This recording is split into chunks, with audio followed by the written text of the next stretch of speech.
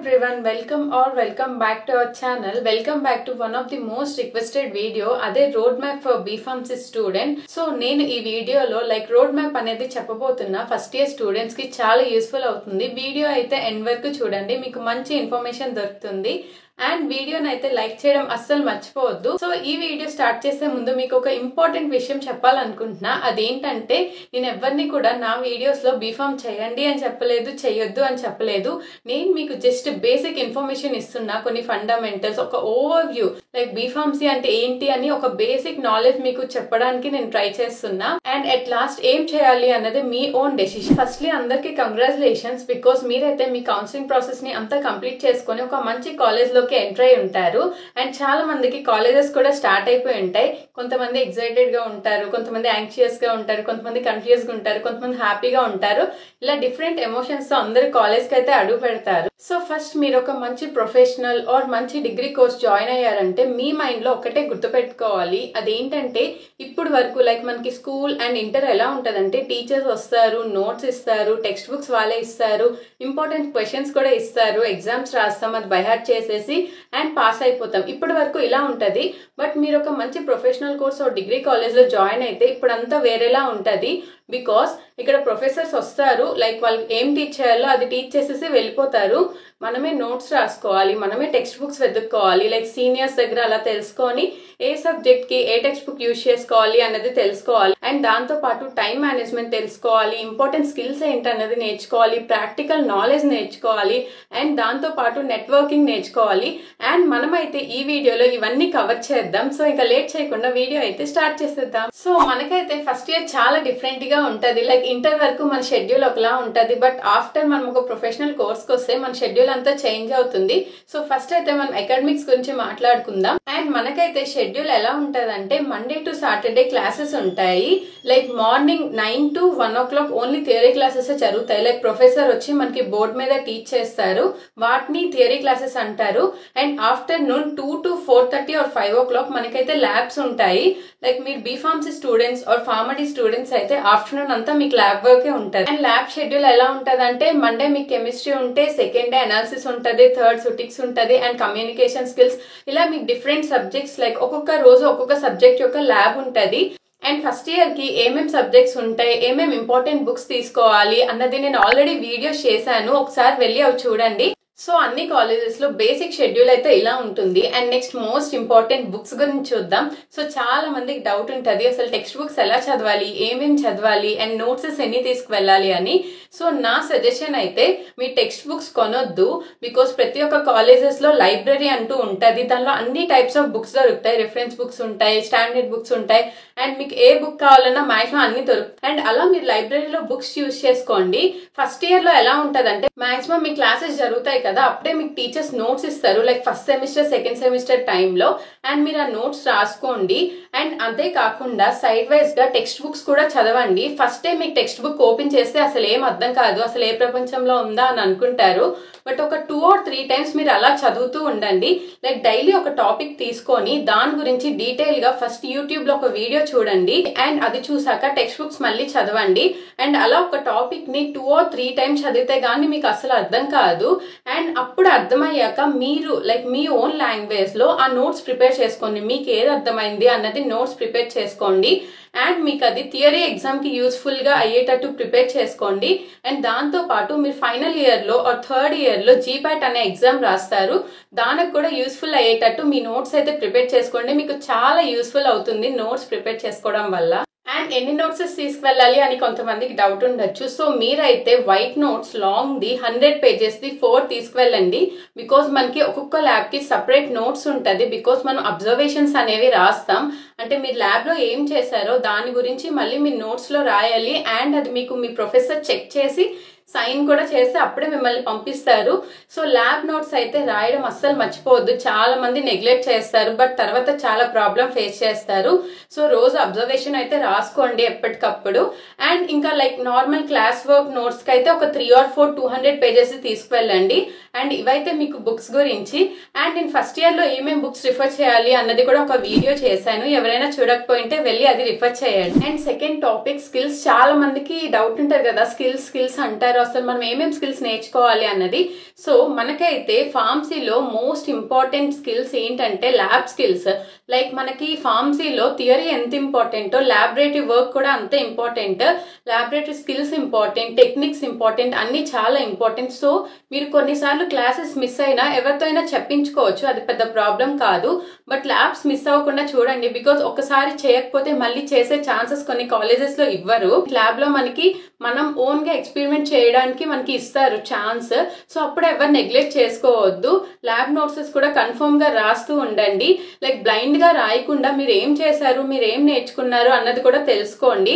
And మీకు lab ఎందుకు అంత ఇంపార్టెంట్ అంటే మీకు సెమిస్టర్ ఎండింగ్ లో వైవా జరుగుతుంది కదా మనకి, అప్పుడు మీరు క్లాస్ లో ఏం నేర్చుకున్నారు అన్న దానికన్నా ల్యాబ్ లో ఏం నేర్చుకున్నారు అన్నదే చాలా ఎక్కువ క్వశ్చన్స్ అడుగుతారు. సో ల్యాబ్ వర్క్ ని అస్సలు మిస్ చేసుకోవద్దు. రేపు మీరు జాబ్స్ కి వెళ్ళినా కూడా మీకు ల్యాబ్ నాలెడ్జ్ చాలా important. And second most important skills అదే సాఫ్ట్ స్కిల్స్ అంటారు. దీనిలో మీరు మెయిన్ గా నేర్చుకోవాల్సింది, లైక్ మీరు మెయిన్ గా వదులుకోవాల్సింది స్టేజ్ ఫియర్. బికాస్ మన కమ్యూనికేషన్ అనేది చాలా ఇంపార్టెంట్.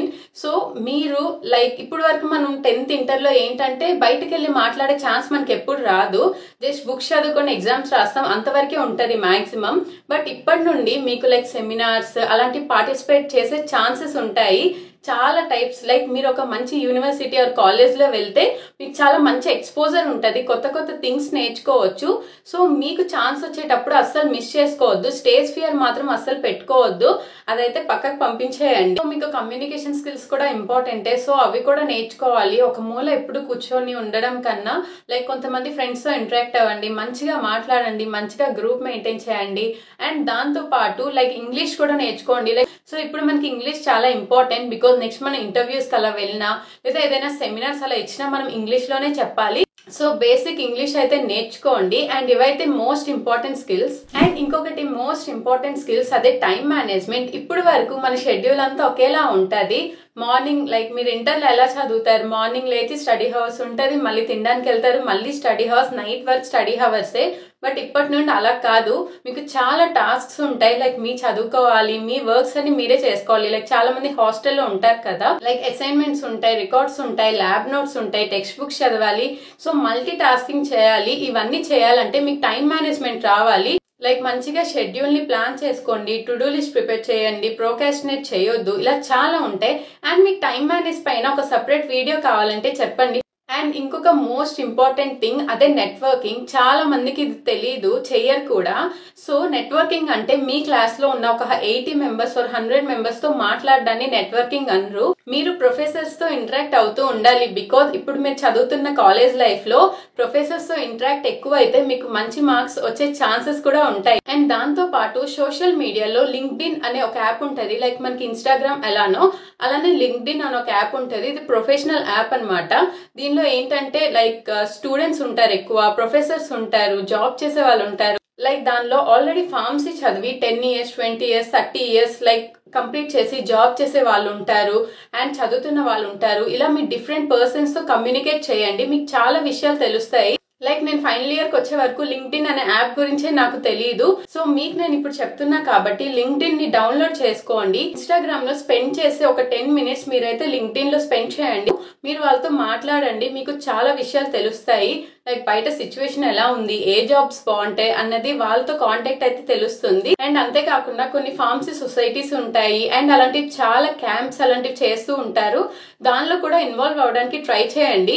మీరు డిఫరెంట్ కాలేజ్ లో ఉన్న స్టూడెంట్స్ తో ఇంటరాక్ట్ అయితే అలాంటివి ఏమైనా ఉంటే మీకు కూడా తెలిసి మీరు కూడా పార్టిసిపేట్ చేసే ఛాన్సెస్ ఉంటాయి. అండ్ వాటి వల్ల మీ రెజ్యూమ్ ని ఇంకా మంచిగా బిల్డ్ చేసుకోవచ్చు. సో దీన్ని అయితే అస్సలు మర్చిపోవద్దు.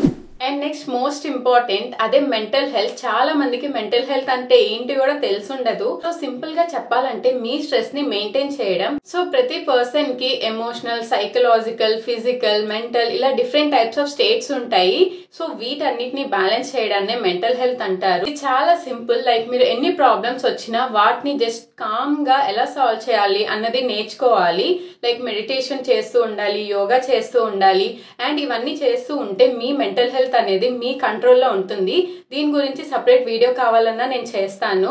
ఇప్పుడు వరకు మీరు ఎలా ఉంటారంటే ఒక గ్రూప్ ఆఫ్ సొసైటీలోనే ఉంటారు, బట్ మీరు ఇప్పుడు ఒక కాలేజ్కి వెళ్తే డిఫరెంట్ ఏరియాస్, డిఫరెంట్ స్టేట్స్ నుండి చాలా మంది కలుస్తూ ఉంటారు.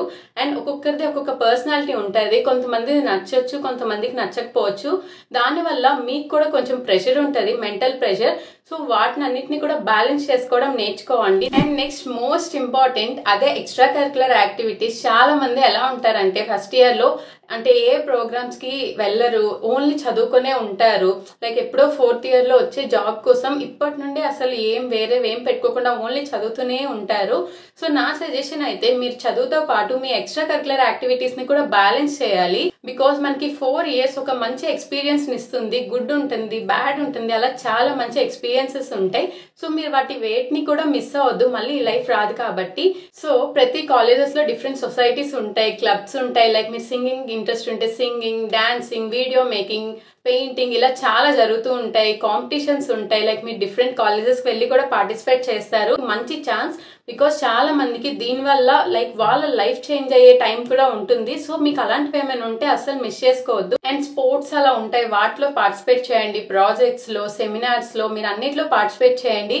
అండ్ మనకి ఎన్సీసీ, ఎన్ఎస్ఎస్ ఇలాంటి మంచి మంచి ప్రోగ్రామ్స్ కూడా ఉంటాయి, వాటిలో కూడా మెంబర్ అవ్వండి. మంచిగా లైక్ మీ కెరియర్ ని మంచిగా బిల్డ్ చేసుకోండి. ఓన్లీ స్టడీయే కాకుండా మనకి ఎక్స్ట్రా కరికులర్ యాక్టివిటీస్ కూడా చాలా ఇంపార్టెంట్. సో ఇలా మీరైతే మీ స్టడీస్ ని, మీ ఎక్స్ట్రా కరికులర్ యాక్టివిటీస్ ని, మీ ఇంట్రెస్ట్ ని అన్నిటినీ బ్యాలెన్స్ చేస్తూ రావాలి. అండ్ ఇక్కడే మనకి లైఫ్ అంటే ఏంటి అని తెలుస్తుంది. చాలా మంది పీపుల్ ని మనమైతే కనెక్ట్ అవుతాం. చాలా బాగుంటది. లైక్ ఇది one of the best phase in your life. And మీకు ఏదైతే హ్యాపీనెస్ ఇస్తుందో అదే చేయడానికి ట్రై చేయండి. అలానే రాంగ్ పాత్ లో వెళ్ళొద్దు. బికాస్ ఇక్కడ మీకు చాలా డిస్ట్రాక్షన్స్, చాలా డీవియేషన్స్ వస్తాయి. ఎన్ని వచ్చినా మీరైతే రాంగ్ పాత్ లో అస్సలకి వెళ్ళొద్దు. ఎప్పుడు పాజిటివ్ గా ఉండండి. అన్ని బ్యాలెన్స్ చేస్తూ హ్యాపీగా లైఫ్ ని లీడ్ చేయండి. అండ్ అన్నిటికన్నా మించి ఈ 4 years ని బాగా ఎంజాయ్ చేయండి. మంచి ఎక్స్పీరియన్సెస్ ని, మంచి ఫ్రెండ్స్ ని బిల్డ్ చేసుకోండి. అండ్ హోప్ ఈ వీడియో మీకు బాగా యూస్ఫుల్ అయింది అనుకుంటున్నా. ఇంకో మంచి వీడియోతో మళ్ళీ కలుద్దాం. Until then bye by.